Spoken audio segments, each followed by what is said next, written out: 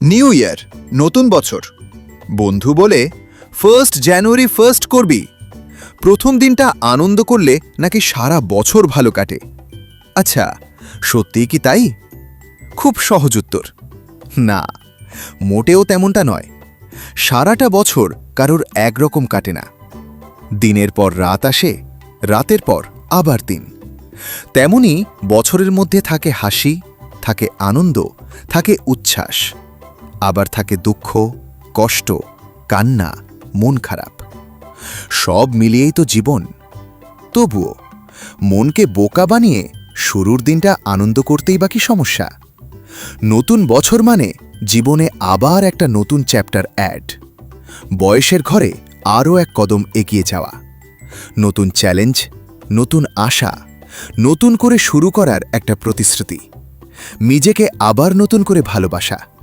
নতুন বছরের নতুন রেজলিউশন। নিজেকে নতুন করে গুছিয়ে নেওয়ার চেষ্টা। নতুন ডেইলি রুটিন সেট করা। তবে সবসময় কি সেটা হয়? অনেক সময় হয় না। কখনো হয়তো একদমই না। পুরনো বছরের মতোই অগোছালো, অতৃপ্ত, উদ্ভ্রান্তই থেকে যাই।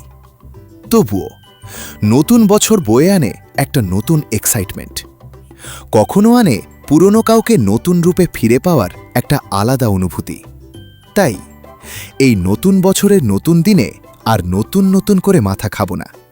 শুধু আশা করব নতুন অনেক মানুষের কাছে আমাদের ভিডিও ছড়িয়ে পড়ুক।